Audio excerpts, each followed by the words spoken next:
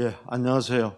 대구 가톨릭대학교 총장직을 수행하고 있는 우동기입니다. 저는 2005년부터 영남대학 총장직을 수행하다가 임기를 마치고 중등교육을 담당하는 대구광역시 교육감을 8년 했습니다. 그리고 다시 대학으로 돌아와 봤습니다. 오늘 가장 큰 고민 중에 10년 만에 다시 대학에 돌아와 보니까 한마디로 우리나라 고등교육은 10여 년간 정체가 아니라 정지되어 있었구나. 10년 전 2005년에서 2009년 상황이나 지금 상황이 하나도 나아진 것이 없다. 교육 방법이나 대학 운영이나 또 미래에 대한 대비나 이것을 한마디로 정의를 해보면은 2005년대부터 시작을 해서 앞으로 20년 뒤에 인구 소멸 시기를 대비해서 전국의 대학들이 노력하기 시작을 했습니다. 그러면서 정부에 고등교육 재정 확충을 요구를 했습니다. 그때는 심지어 노무현 정부 때인데 대학 총장들과 노무현 대통령이 4시간 가까운 토론도 해봤습니다. 지금 생각해 보면은 그때가 그래도 훨씬 대학을 운영하기에 좋은 여건이었구나.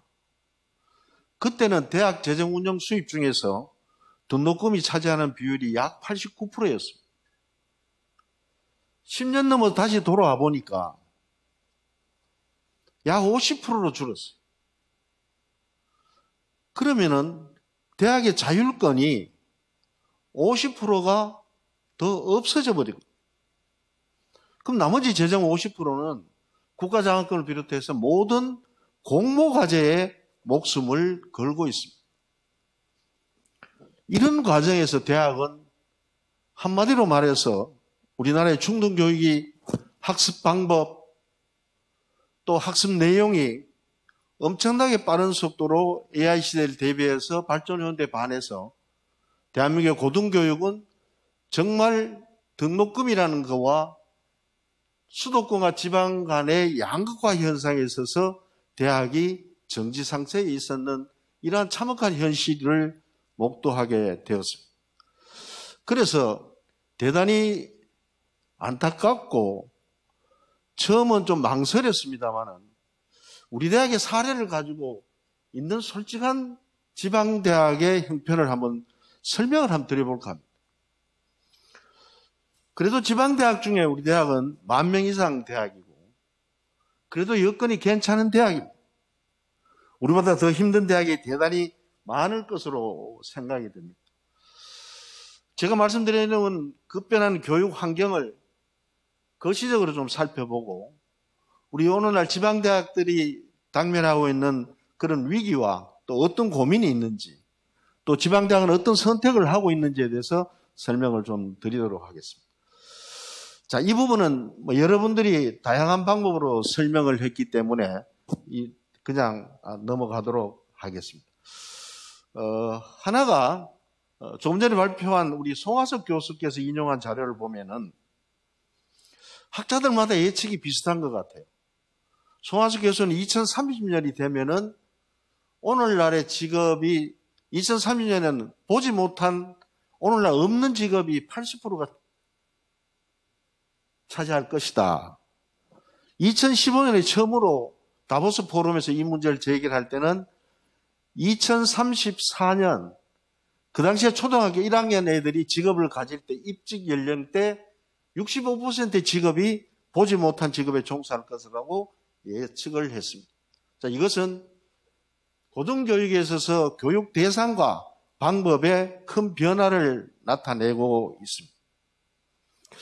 그런데 다행스럽게도 코로나 팬데믹이 교육에 많은 영향을 미쳤습니다만 긍정적인 면은 저는 줄잡아서 약 10% 이상은 많은 변화를 긍정적인 변화를 가지고 있지 않아. 10년 이상은 우리나라 고등교육을 땡긴 거 아니냐. 그것은 바로 비대면 수업을 어쩔 수 없이 해야 하는 그런 환경이 만들어준 역지사지 현상의 결과들이죠. 근데 원격 수업 형태는 다양한 형태로 지금 이루어지고 있습니다. 자, 이것도 앞으로의 직업 주기가 예를 들어 사물 인터넷은 2시간 단위로 변화한다. 기초적인 인간의 지식은 10달. 이렇게 본다면은 지금처럼 우리가 가지고 있는 4년간의 대학 교육, 세계 모든 대학들이 대부분 4년제 교육을 택하고 있고 1년 2학기 내지 3학기를 택하고 있는데 이런 교육 주기가 맞겠느냐?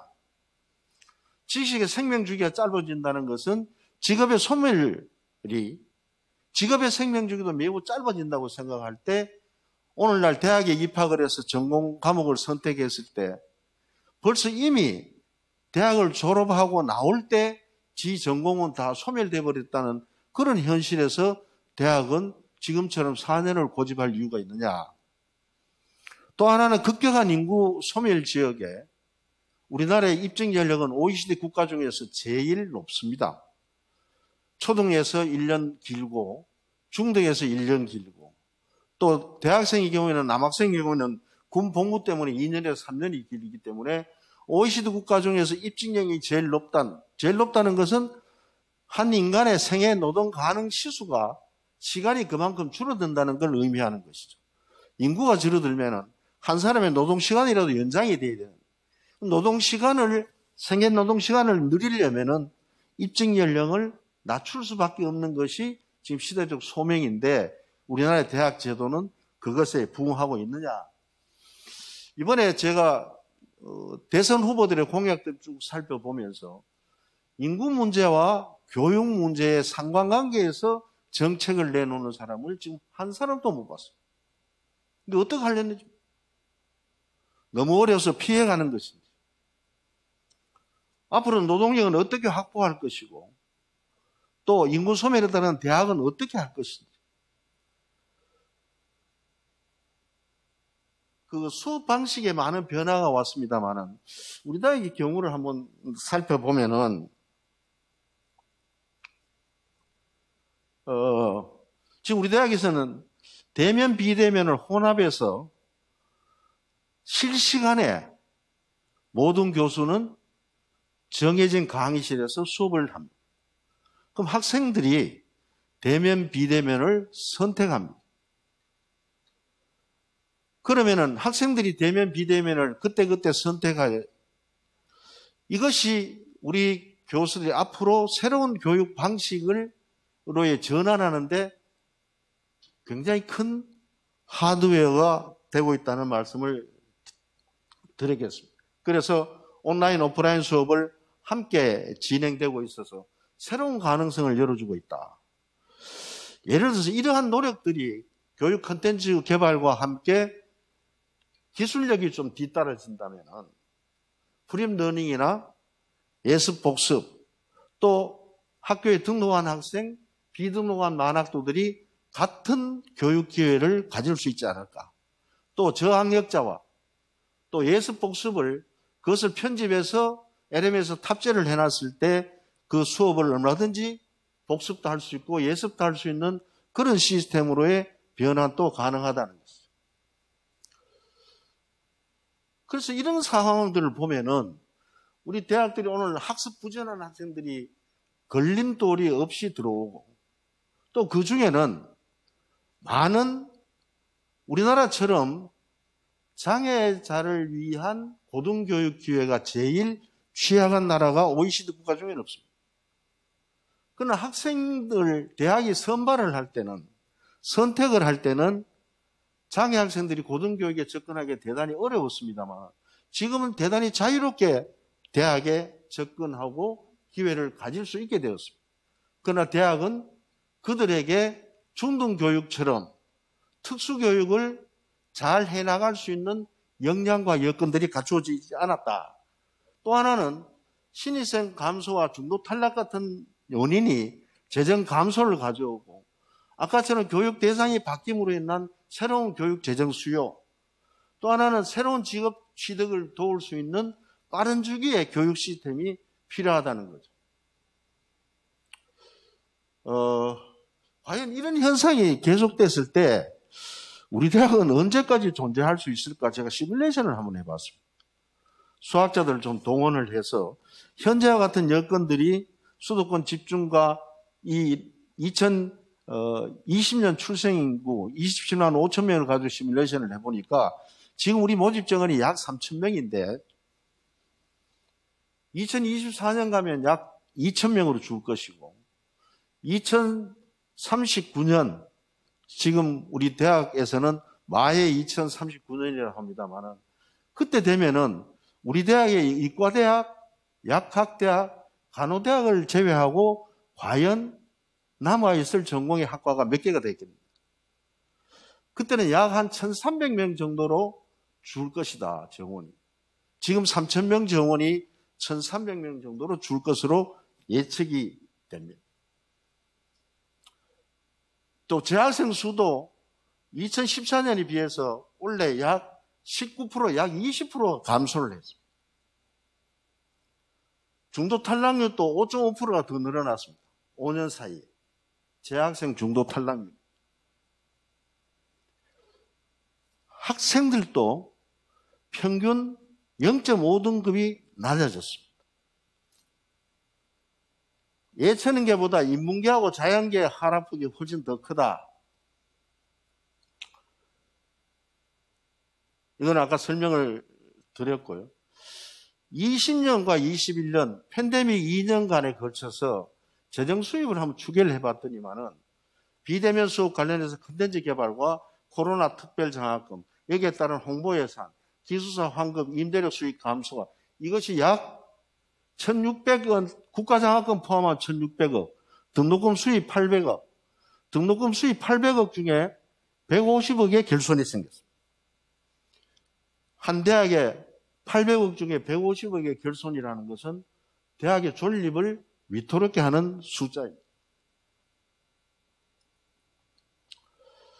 자, 일반적으로 이러한 우리나라의 국내 재학생이 학생이 없다면은 외국인 유학생이 있지 않느냐라고 쉽게들 얘기를 합니다. 그것도 이게 증가하던 것이 2019년에 약 600여 명 되던 학생들이 지금 350명으로 급감했습니다. 또 하나의 새로운 현상이 이러한 현상과 함께 학생이 대학을 선택하는 시대에 들어와서 심리 불안 학생, 심리 치료군 학생이 점점 늘어납니다. 설문조사한 결과를 제가 발표할 수가 없어서 우리 학교의 상담 학생 수가 늘어나는 숫자를 봤더니만은 약 17년에 비해서 4.7%가 증가를 했습니다. 그런데 실제로 1학년 입학생을 상대로 하는 심리조사에서는 심리치료군 학생들이 급증하고 있다. 이건 새로운 교육 수요이고 교육 서비스 공급에 막대한 재정적 문제를 수반하게 되고 대학 혼자서는 해결할 수 없는 문제죠. 그런데 이런 학생들을 위한 맞춤형 교육과나 비교육과 프로그램들의 개발이 필요하거든요. 자, 그럼 어떻게 할 거냐? 그동안 2005년부터 우리 대학이 노력해온 결과입니다. 2005년에 비해서 748명을 정원 감축했습니다. 약 4,000명을 모집하다가 지금 3,000명 밑으로 이미 감축이 되었고 학과 신설을 36개를 하고 모집 중지를 52개를 했습니다. 이런 거의 약 15년 동안 이러한 노력들이 학교에는 엄청난 학사 행정의 혼란도 가지고 오고 힘들었던 과정이고 새로운 재정 수요를 야기시키는 원인이기도 했습니다. 자, 이제 교육 대상은 누구에게 무엇을 어떻게 가르칠 거냐. 이제는 고교 졸업자에서 직장이나 만학도 대상하는 평생교육으로 전환할 수밖에 없다. 또 교육 방법도 오프라인에서 온라인으로 전환할 수밖에 없다. 그럼 무엇을 가르치냐? 아까 교양 기초 과목을 중심으로 하는 딥 제너럴리스트. 저는 그걸 보재경 인재라고 칭했습니다.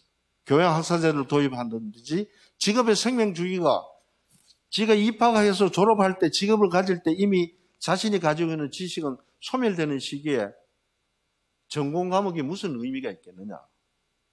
이러한 문제의식에서 출발하는 거죠. 그래서 현행 제도 속에서 이 문제를 해결해 볼 수 있는 방법이 없을까 고민을 하다가 유스티노 자유대학이라는 일반 대학 학사 운영 지침을 따르는 사이버 단과대학을 만들었습니다.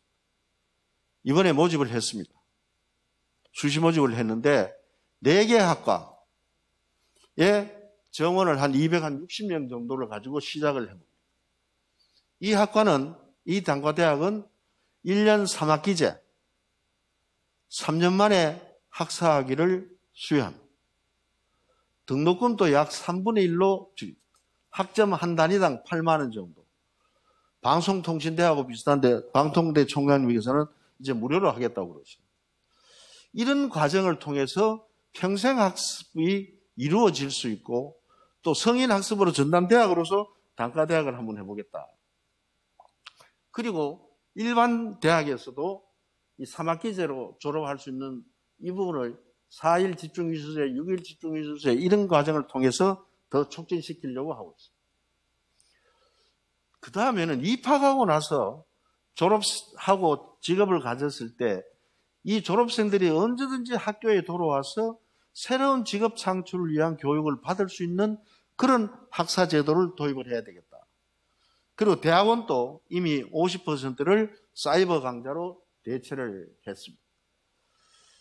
그래서 이 전공 간의 전환이라든지 새로운 교육 방법이라든지 전과 제도를 유연하게 하는 지금 현행 교육부의 규제의 틀 속에서 방법을 모색을 해봤습니다. 또 하나가 아까 심리치료권 학생이 늘어난다는 지적을 드렸는데 아마 모든 대학들이 고민 드릴 겁니다. 장애 학생의 고등교육 진학이 급증하고 있다. 그런데 중등교육에서는 통합반, 특수반, 특수학교, 또 학습보조원, 교육을 받은 특수교육 담당 교사, 이런 선생님들에 의해서 장애 학생들이 체계화된 교육과정을 이수를 하고 지원을 받고 있습니다. 그러나 우리나라는 장애자를 위한 고등교육의 기회 시스템이 없습니다. 대학국에서 특수교육 담당자가 없습니다. 이런 과정에 있다가 보니까 학생들이 선택하는 시기에 대학은 준비되어 있지 않고 또 우리 교수님들은 특수교육에 대한 이해가 갖춰지지 않는 상태에서 장애 학생들이 특히 발달장애 학생들이 재학생이 되는 기회가 점점 늘어나고 있는데 대학은 거기에 대한 준비를 못하고 있는 거죠. 또 국가도 이 부분에 대해서는 알고 있는지 모르고 있는지 어떤 제도도 살펴볼 수가 없습니다. 이렇게 할 때 앞으로 각 대학들도 특수교육에 대한 관심들을 높여야 되지 않겠나. 그래서 우리도 특수교육 대상자를 위한, 장애자를 위한 단과대학이나 일부 학과를 설립을 검토를 하고 있죠.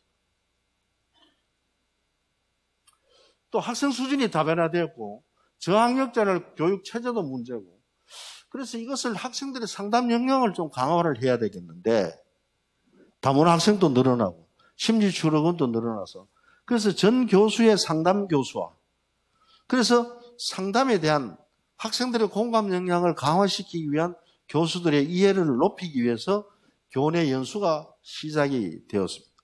모든 단과대학별로 상담할 수 있는, 카운셀링을 할 수 있는 기반을 갖춰놓고 있습니다. 또 모든 수업은 자동 녹화를 해서 편집을 거쳐서 일주일간씩 그 수업이 대면이었던 비대면이었던 항상 탑재를 시켜서 예습 복습이 가능하도록 이 유비쿼터스 교육체제를 도입하겠다는 것. 여기에 따라서 딥 저널리스트의 양성에는 기본적으로 인성교육이 체계화가 돼야 돼요. 아까 말씀드린 인성 중심의 역량 기반 교육 체제를 도입을 해서 우리 대구 가톨릭 대학교가 지난 5년간 교육부가 실시한 인성교육 실태조사에서 5개 분야에 최고 점수를 받았어요. 그래서 인성교육 대상을 받았는데 인성교육원을 둬서 1학년부터 시작해서 체계적인 인성 역량 기반 교육과정에 편성해서 시행을 하고 있다. 그래서 그것에 대한 효과가 과연 고등교육에서 인성교육이 가능하겠느냐는 회의적인 시각도 있습니다만은 실제로 시행해 보니까 그 결과가 대단히 좋다. 그래서 이런 부분을 이론, 체험, 실천 중심의 인성교육을 역량 기반 교육 과정 속에서 해결하고 있다는 말씀을 드립니다. 그 다음에는 그러면은 학생들이 우리가 1,300명을 3,000명 모집 정원을 가지고 있다가 1,300명으로 줄어들었을 때 우린 무엇으로 갈 거냐? 의대, 약대, 간대와 의료과학 분야, 또 지역, 대구 경북 지역이 로봇 산업과 자동차로 간다면은 우리는 학교 옆에 있는 산학 협력단지를 활용해서 로봇 캠퍼스를 구축을 한다든지, 또 학제 간의 연계 전공을 해서 특성화 분야를 확대하는 많은 대학들이 시행하고 있는 제도입니다만은 이것은 전공을 축소시켜서 작은 10,000명 이상의 대형 대학에서 강소대학으로 전환을 시작을 했습니다.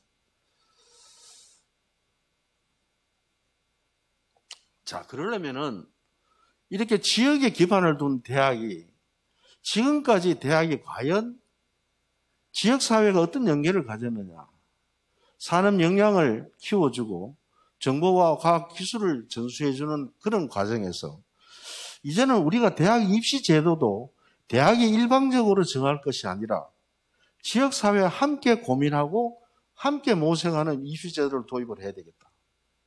그래서 지방자치단체, 학부모, 지역산업계와 고등학교와 참여하는 가운데 다음 달에 우리가 입시제도 계획을 위한 공청회를 하려고.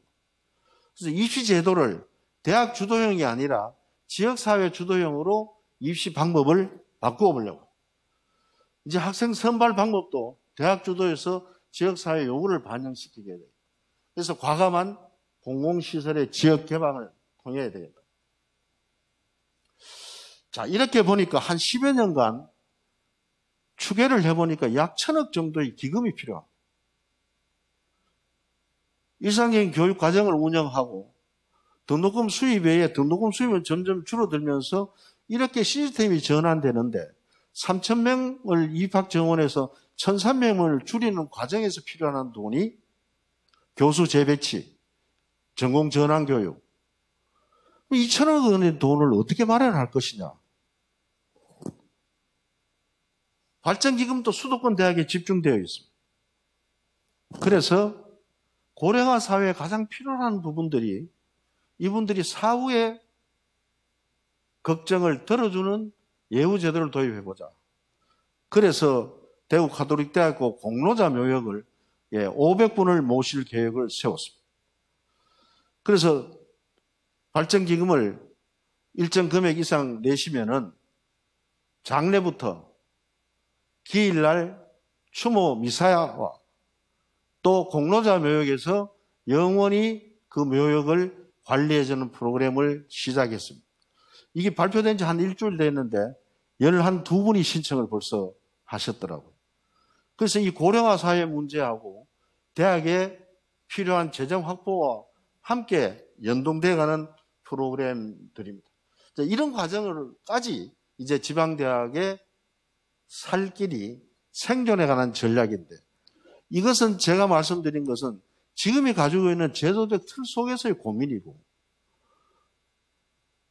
앞에 총리님도 그런 말씀을 하셨습니다만은 정부는 정말 획기적인 지방대학을 어떻게 할 것인지. 그럼 과연 수도권 대학만 그냥 두고 지방대학을 다 폐교를 시키겠다면은 퇴로를 열어줘야죠. 퇴로도 열어주지 않는 상태로 지방대학을 이렇게 고사작전하는 정책은 정말 안타깝기 짝이 없다.